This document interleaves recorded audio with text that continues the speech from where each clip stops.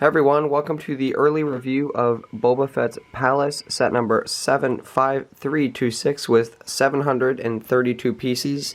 Will release on March 1st and will cost $100 in the US. This set also features the new Boba Fett and Fennec Shan exclusive box art for Book of Boba Fett sets. Actually though, this set was based off of the last moments of The Mandalorian Season 2. You will be getting 7 minifigures in one main build with this set. Back of the box shows off the features of this set, including the set being able to move apart, a door opening, minifigures being able to be seated, thrown, moved, and thrown again.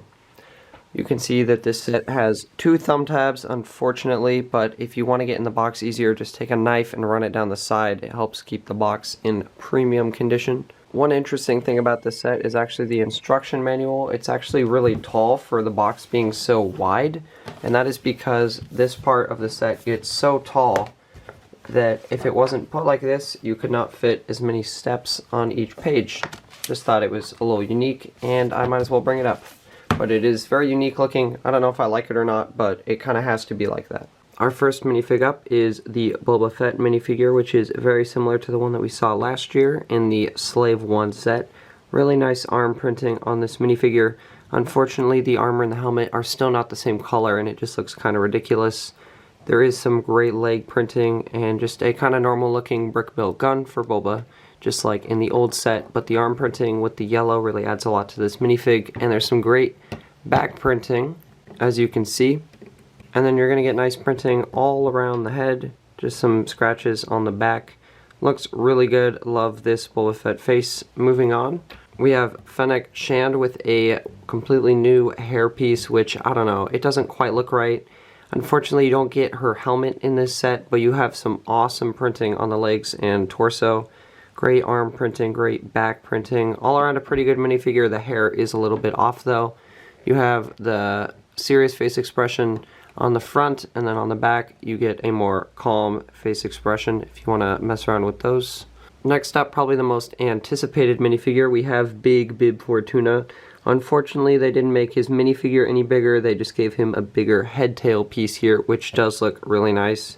He's got some creepy eyes, big teeth, and another face. On the back you can see his shocked expression, probably as Boba's about ready to shoot him. Pretty basic printing on this minifigure, but it gets the job done, and it does look quite nice. Next up, we have a Thielen Dancer. This minifigure might not look familiar, but it's actually a minifigure from the Return of the Jedi and other Star Wars media, and she did show up in the end of The Mandalorian Season 2. The pink hair is very unique, and she's got 2 faces. I think this part of the head reminds me the most of like the movie character, and the pink hair is just really bright, very vibrant, makes the character look really cool. Pretty basic printing, but again, it gets the job done and it does look pretty nice. Next up is my personal favorite minifigure, and that's the Quarren Minifigure. We've never gotten a Quarren minifigure before. The head is kind of squishy, as you can tell. I can like mess with the tentacles pretty well. Head doesn't move, unfortunately, but there's some nice printing there. I love the green arms. Pretty basic, but the headpiece is really the big winner for me, and it just looks really nice. It's the perfect color, and all around just a great minifigure, and one we've really been needing for a long time. One very clear indicator to show that the set is based off of the end of The Mandalorian Season 2 is this Komorian Guard, and that's because we only get one of them instead of the 2 that we see in the show. But again, a really great minifigure, not very much updated from 2012, but there is some nice leg printing.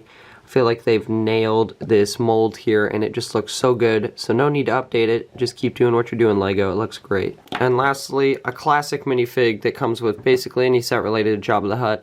We have a Weequay Guard, which just looks great every time. Pretty simple, basic minifig, but it always looks really nice. Well, there's the minifigs. Let's get into the rest of the build. Before we take a look at the inside of the set, this is the outside. As you can see, there are 3 major sections. This first section here is a small cantina. You can see we have some basic details.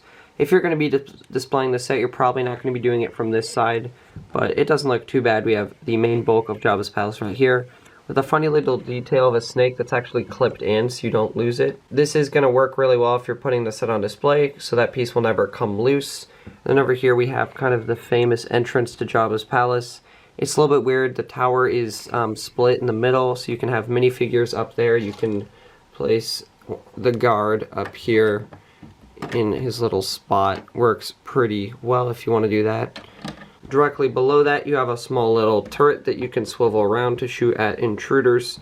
And then, of course, you have the famous door protector droid right here. You can see it can go in and out, just like in the movie. And then if you want to move the door up, you just push it in, and then you pull open the door, and then you can push it out to lock the door in place. And then it'll just sit like that if you want to use it in a mock, or for stop motion, or just for display. You can have the door up or down. And here it is back in the down position. So let's turn this set around and take a look at the rest of the build. See, I had some trouble getting both minifigs in there, but they do fit rather tight, but it does work pretty well. You have some drinks, you have some more drinks in the back, a little cup hiding back there.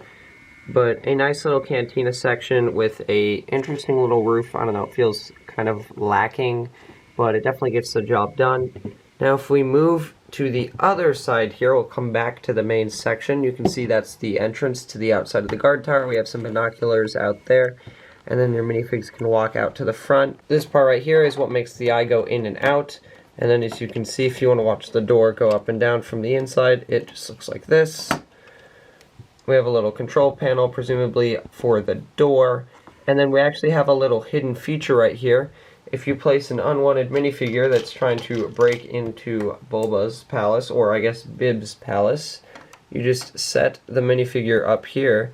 If you press on the stairs, you can actually use this little lever and knock the minifigs off, just like that. Now if you move into the main section, first of all, the throne pops out right away, but it's busy. So we're actually going to take a look at the throne by itself first, because if you pull this, the throne actually comes out from the rest of the build. Now if you want to place Bib in the throne, people have said it looks weird with the seat looking like this, but once you place a minifigure in there, it's just going to look fine and dandy. Now that is a really good look. You have the Rancor stickers on the seat, you have some food, you have some seats around for minifigures to sit on, and if you push this, it actually flings the minifigure out of the seat. Kind of just flung Bib out of the seat, which is a really cool detail. It's kind of funny they put the grate where the Rancor pit would be, but no pit underneath. I can't tell if I like that it's there or not. It definitely serves as a handle when you're pulling the throne out. We're actually going to move this to the side for a minute so we can take a look at the inside details.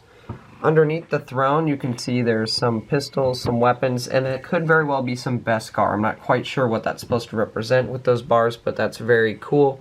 In the back we have some small details, some more chairs, a box with some bones. We have this meat rack right here that actually does spin, which is pretty cool in case Bib or Boba gets hungry while they're being a dictator, you know. And then we have some interesting details in the corner, some boxes, nothing super crazy, but just some nice little side details that really kind of make the build feel a lot more like Jabba's palace with just random bits and pieces thrown in here and there. It really completes the look. Now we have 7 minifigures and we have all this space. Let's see how they look like if they are all in the right place. So as you can see, I understand why the grate's there now. It's for minifigures to stand before the throne. You can fit the Komorian Guard in there, 2 minifigures in there, and then another guard up top. So all 7 minifigures fit comfortably into the set. The last thing worth noting is actually the top of this build. Traditionally in the 2012 set, this part would be a dome, but for a controversial reason, it was kind of disputed, which could very well be the reason why we don't get any kind of dome with the set. It could be they're just trying to minimize for the price, or some people have claimed that there's going to be an add-on set that will go on top of that.